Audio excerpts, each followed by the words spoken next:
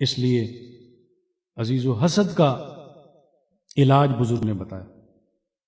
حضرت ابو درداء رضی اللہ تعالیٰ عنہ آپ فرماتے ہیں، من اکثر ذکر الموت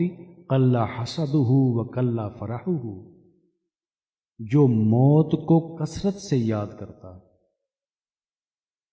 اس کا حسد اور خوشی اس میں کمی واقع ہو جاتی ہے۔ اب یہاں اکثر لوگ کہیں گے جی خوشی میں کمی کیوں واقع ہو جائے، ساری ہم پریشان رہتے ہیں، اگر کوئی خوشی آئی تو اس میں کمی واقع ہونے کا ذکر ہے۔ یاد رکھیں خوشی دو قسم کی ہوتی ہے،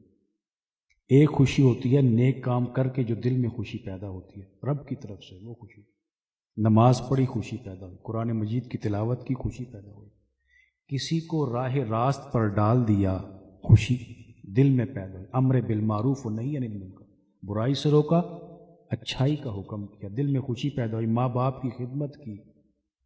درود پاک پڑھا، ذکر کیا، رزق حلال کمایا، سچ بولا، غیبت سے بچا، تکبر سے بچا، عجب سے بچا، تو اس سے خوشی پیدا ہوتی ہے۔ یاد رکھیں کوئی بھی جب انسان نیکی کا کام کرتا ہے تو ایک عجیب سی خوشی اس کے دل میں پیدا ہوتی ہے، خوشی کا احساس ہوتا ہے۔ اس خوشی کی بات نہیں ہو رہی، کس خوشی کی بات ہو رہی ہے؟ آج کل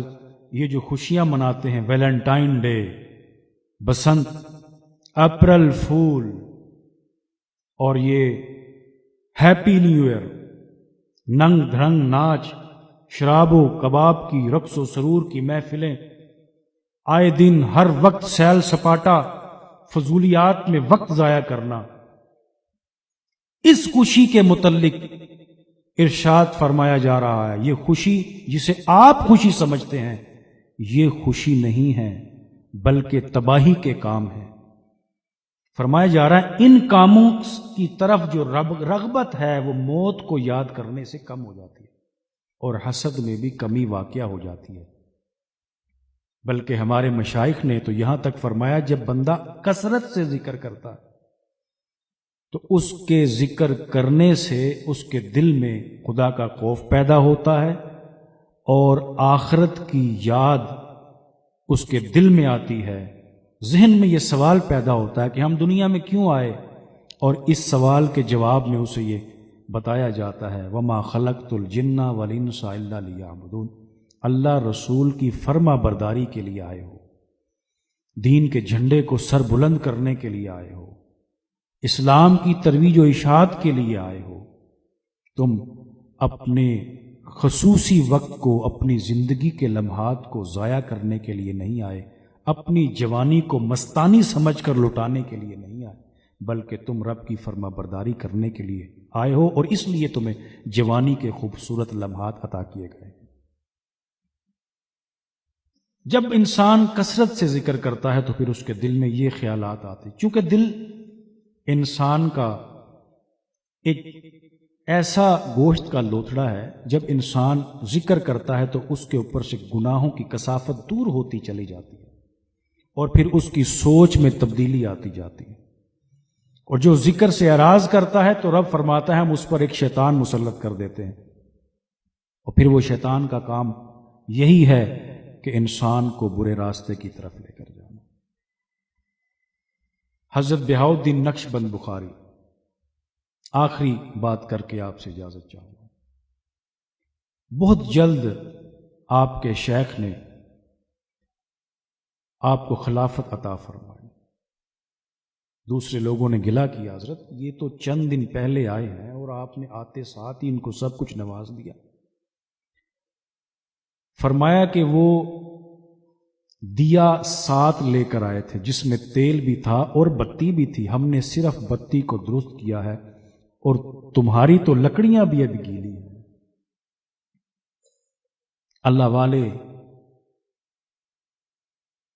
سمجھتے ہیں، ہر انسان کے ظرف کو جانتے ہیں، اس کی قلوب کی کیفیت کو جانتے ہیں، اور جب اللہ تبارک و تعالیٰ کی طرف سے حکم ہوتا ہے تو پھر نوازنے میں دیر نہیں کرتے، کمی ہمارے اندر ہوتی ہے۔ اس لیے اللہ تبارک و تعالیٰ سے یہی دعا ہے کہ خالق کائنات ہمیں تمام باطنی امراض سے بچنے کی توفیق عطا فرمائے۔ اور وہ توفیق کب ہوگی؟ جب ہم کثرت سے ذکر کریں گے، صالحین کی، علماء ربانیین کی مجلس میں بیٹھیں گے، پھر یہ ہم آہستہ آہستہ گناہوں سے بچتے چلے جائیں گے۔ انہی الفاظ کے ساتھ عزیزو، دوستو، یارو، یہ دنیا دار فانی ہے، دل اپنا مت لگاؤ تم، لحد میں جاں بنانی ہے۔ تمہارے بندگی کرنے پھنسے لذات و دنیا میں، ہوئی اندھی عقل تیری، تیری کیسی نادانی ہے۔ گناہوں میں نہ کر برباد عمر اپنی، تو کر توبہ، کہاں ہیں باپ دادا سب کہ تو جن کی نشانی ہے۔